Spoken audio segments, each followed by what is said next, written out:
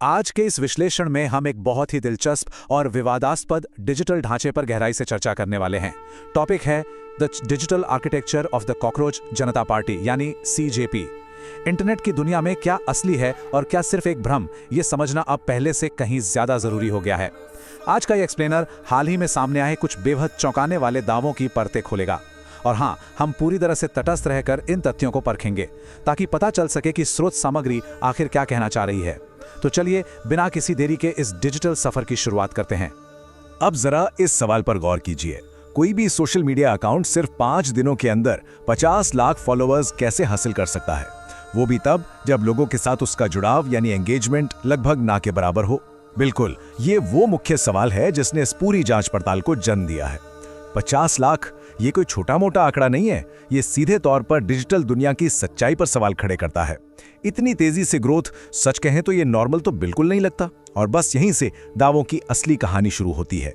कहानी के पहले हिस्से में बात करते हैं सीजेपी के संस्थापक यानी अभिजीत दिपके की। स्रोत सामग्री के अनुसार अभिजीत दिपके मूल रूप से महाराष्ट्र से हैं, लेकिन फिलहाल अमेरिका में रहते हैं। पर सबसे दिलचस्प बात उनका बैकग्राउंड है। दावों में बताया गया है कि उन्होंने मुख्यमंत्री कार्यालय यानी सीएम ऑफिस में भी काम किया है। इसका मतलब साफ है, इस पेज के पीछे कोई ऐसा वैसा आम इंटरनेट यूजर नहीं है जो सिर्फ टाइम पास के लिए पोस्ट कर रहा हो, बल्कि उनका एक ठोस राजनीतिक इतिहास है। ये जानकारी इसलिए भी जरूरी है क्योंकि आगे आने वाले दावों को समझने के लिए ये एक बहुत बड़ा कॉन्टेक्स्ट सेट करती है। अब आते हैं दूसरे हिस्से पर, राजनीतिक संबंध, एजेंडा और पक्षपात के आरोप। विश्लेषण का दावा है कि सीजेपी राजनीतिक रूप से बिल्कुल भी न्यूट्रल या तटस्थ नहीं है। यहाँ एक बहुत ही साफ तुलना देखने को मिलती है। एक तरफ बताया गया है कि यह अकाउंट मुख्य रूप से कांग्रेस, बीजेपी और विभिन्न जनसभाओं पर निशाना साधता है, और दूसरी तरफ यह दावा किया गया है कि यह अकाउंट विशेष रूप से आम आदमी पार्टी यानी आप की विचारधारा को प्रमोट करता है। स्रोत के मुताबिक ये तरीका उनके काम करने के पक्षपाती रवैये को उजागर करता है, जहां कुछ पार्टियों पर लगातार अटैक होता है और एक खास पार्टी का बचाव किया जाता है। किसी भी कहानी को समझने के लिए टाइमलाइन बहुत काम आती है। दावों के मुताबिक 2018 वो साल था जब संस्थापक ने कथित तौर पर आम आदमी पार्टी के साथ काम करना शुरू किया। फिर आता है 2019। यहाँ मामला कानूनी रूप से थोड़ा उलझ जाता है। रिपोर्ट्स और दावों के अनुसार 2019 में भड़काऊ पोस्ट और कश्मीर से जुड़ी संवेदनशील सामग्री शेयर करने के लिए एक पुलिस केस भी दर्ज किया गया था। यानी विवादों का ये सिलसिला रातों रात शुरू नहीं हुआ है। और बात यही खत्म नहीं होती। इसके बाद कुछ बेहद गंभीर आरोप सामने आते हैं।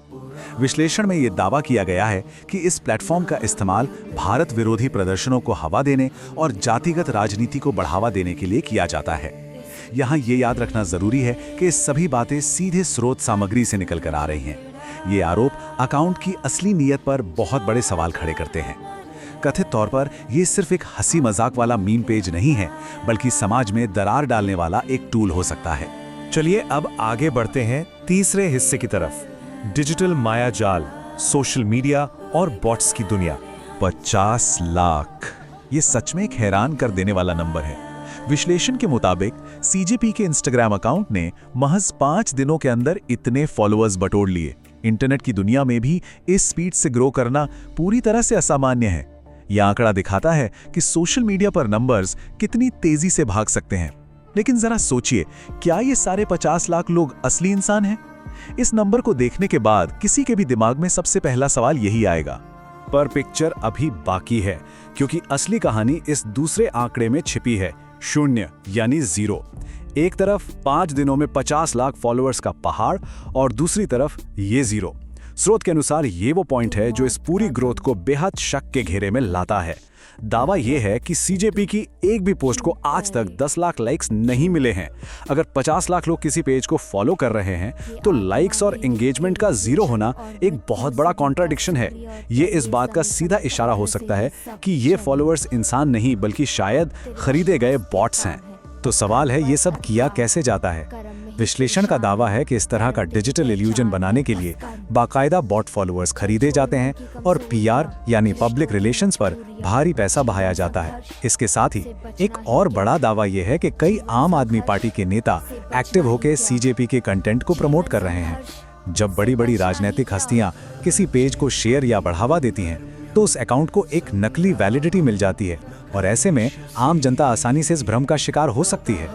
अब हम इस एक्सप्लेनर के आखिरी हिस्से पर आ गए हैं, जनता के लिए चेतावनी और आज का मुख्य निष्कर्ष। स्रोत सामग्री में एक बहुत ही स्पष्ट और सख्त चेतावनी दी गई है। जनता को उन अकाउंट से सावधान रहना चाहिए जो उनकी आक्रोशित भावनाओं का फायदा उठाने की कोशिश करते हैं। यह आज के दौर में एक बेहद जरूरी मैसेज है। स्रोत का मानना है कि इंटरनेट पर गुस्सा और नाराजगी एक ऐसा हथियार बन चुके हैं जिसका इस्तेमाल कुछ लोग अपने फायदे के लिए बखूबी कर रहे हैं।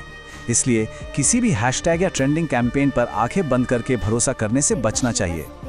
और यही बात हमें आज के सबसे गहरे और आखिरी सवाल पर ले आती है। हर रोज हम जो भी राजनीतिक कंटेंट देखते या पढ़ते हैं, उसकी सच्चाई को कैसे आंका जाएगा? क्या सिर्फ लाखों की संख्या में फॉलोअर्स और लाइक्स देखकर किसी बात को सच मान लेना चाहिए, या फिर उसके पीछे की हकीकत को टटोलना जरूरी है? ये डिजिटल साक्षरता यानी डिजिटल लिटरेसी का दौर है। जो स्क्रीन पर दिख रहा है वो हमेशा सच नहीं होता।